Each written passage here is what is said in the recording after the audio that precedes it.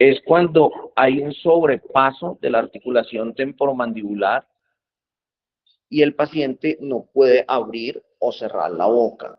Es uno de los eventos más traumáticos que hay y está reportado en la literatura que es uno de los pocos eventos que tratar de solucionarlos si no se tiene la experiencia adecuada, vamos a generar un daño peor que la presentación de su cuadro clínico.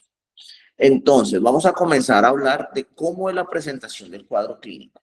El paciente llega a la consulta refiriendo un dolor articular o llega a la consulta con una apariencia de cara larga, así, que no la pueda abrir o cerrar, o llega a la consulta con la apariencia de cara corta, el paciente no puede abrir la boca.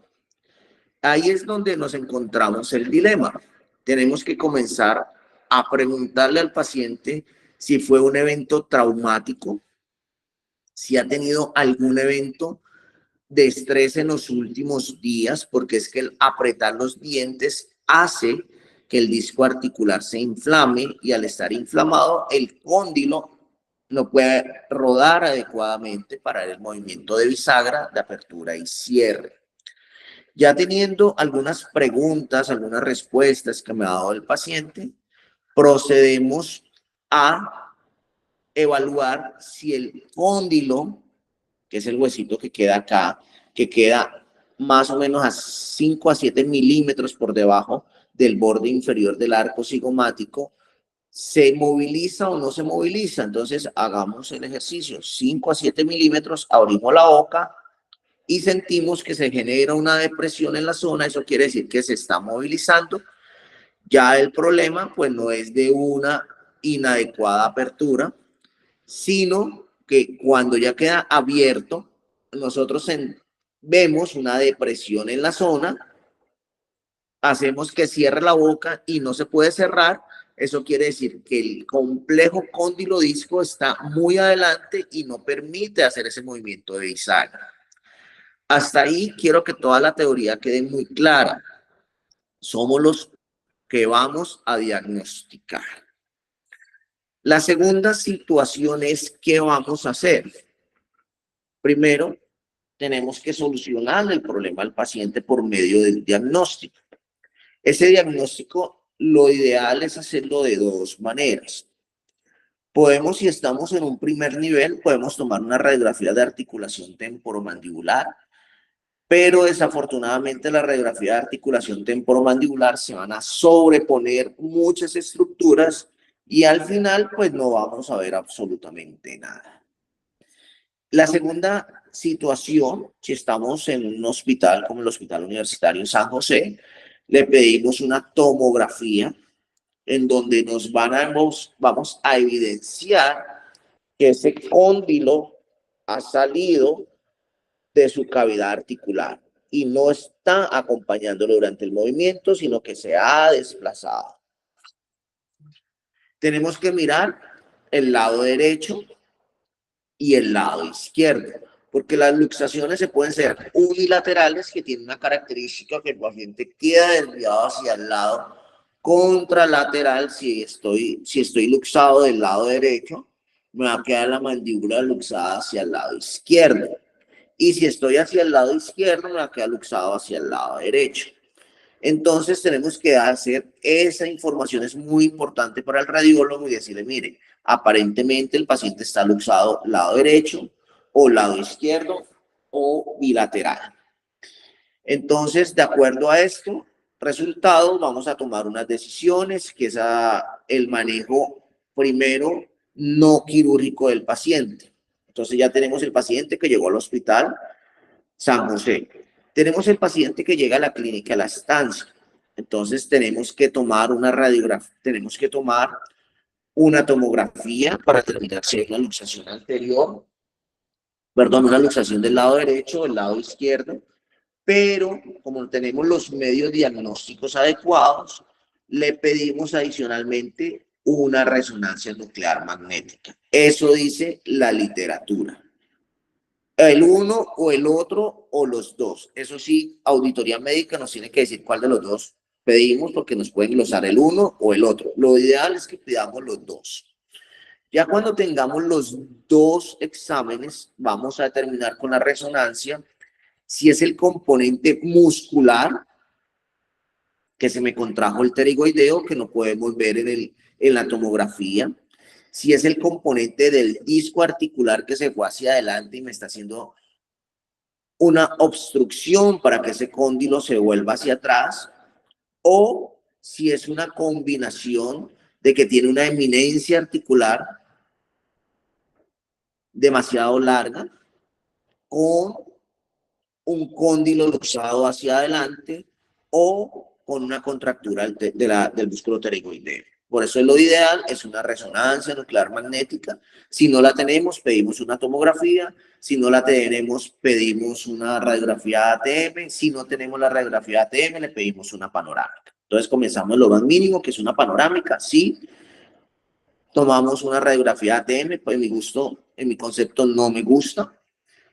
De una vez paso a la tomografía o paso a la resonancia. Tenemos el medio diagnóstico. Tenemos que preguntarle al paciente hace cuánto fue, que es la parte fundamental para determinar el manejo. No, doctor, eso fue hace 10 minutos. Perfecto. Hacemos ese manejo por urgencias, hacemos la maniobra de Nelaton.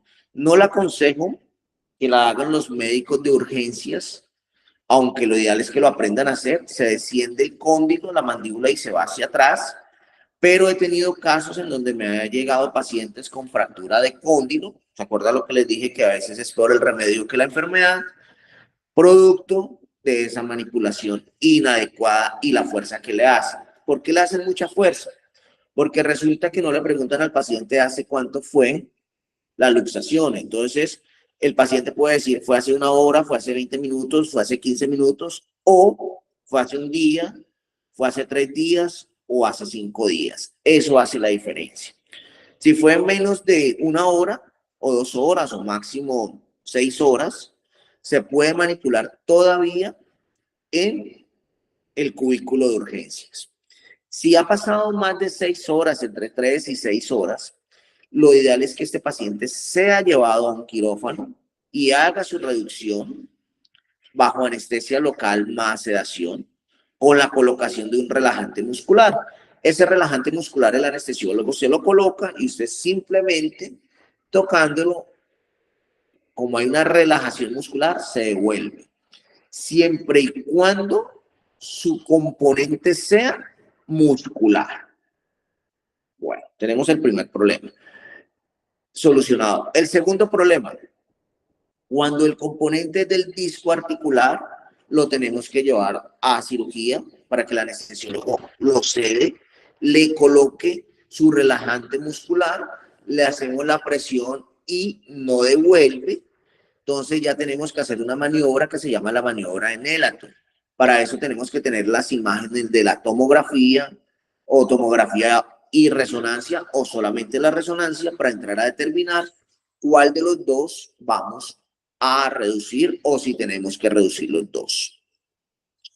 Ya tenemos el componente muscular, el componente articular del disco articular y ahora tenemos el componente mucho más grave que es el componente óseo de la eminencia articular. Si ya vemos que es un componente óseo demasiado grande, una eminencia articular de 7, 8, 10 milímetros, con unos procesos de una recidiva, cuya última recidiva fue un mes, perdón, 5 días, y en el mes han sido más de 2 o 3, ya se vuelve una urgencia quirúrgica. Entonces tenemos que mirar qué tan grande es la eminencia articular, cómo vamos a hacer la cirugía, porque podemos ocasionar un evento quirúrgico fallido. Yo voy, intento hacer la reducción y no me va a ceder porque su complejo o su situación es el crecimiento óseo de la eminencia articular. Entonces ya tendríamos que hacer una cirugía. Esa cirugía implicaría tener unos riesgos porque tenemos que hacer una incisión para poder cortar la eminencia ósea. Tenemos Esos riesgos implica una ceja caída, un párpado inferior caído, una ala nasal caída y una comisura labial caída. O sea, un compromiso del nervio facial más su proceso de cicatrización. Si son así de raza negra como yo, tenemos una cicatrización en queloide, o se nos puede infectar, o en su defecto está reportado en la literatura el síndrome de Frey, que es una mala unión entre las fibras del nervio facial y las fibras del trigémino. ¿Eso qué quiere decir? Por ejemplo, en mi caso, que me encanta la hamburguesa o me encantan las pastas, el día que yo vaya a ver una hamburguesa, una pasta, mi lengua va a producir saliva, pero mi cara va a producir sudor. Eso es un síndrome de Frey que está asociado a los abordajes de la articulación temporomandibular. Por eso es fundamental hacer el diagnóstico. Esta charla no es para enseñarles a reducir la luxación. Hacemos el diagnóstico y ya miramos a ver cuál de los tres componentes está involucrado. Algunos personas en el rural dicen, no, es que es el disco articular, venga, le colocamos silocaína dentro de la articulación y no le duele. Pues si no tenemos un diagnóstico, pues es muy grave porque no sabemos si es muscular, si es funcional del disco articular o si es óseo de la eminencia articular. ¿Listo? ¿Alguna pregunta?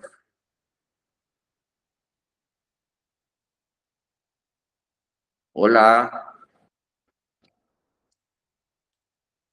Doc. Hola, buenas. ¿Todo claro? Todo claro. Muchísimas gracias, doctora. Doctor Jaime, ¿alguna pregunta? No, todo claro. Bueno, doctora. Entonces, miremos a ver cuándo podemos hacer la práctica. Yo con muchísimo gusto me dicen, oiga, podemos hacer la práctica, miremos, lo citamos al consultorio y con muchísimo gusto yo tengo modelos tridimensionales y podemos hacerla ya la práctica, con muchísimo gusto.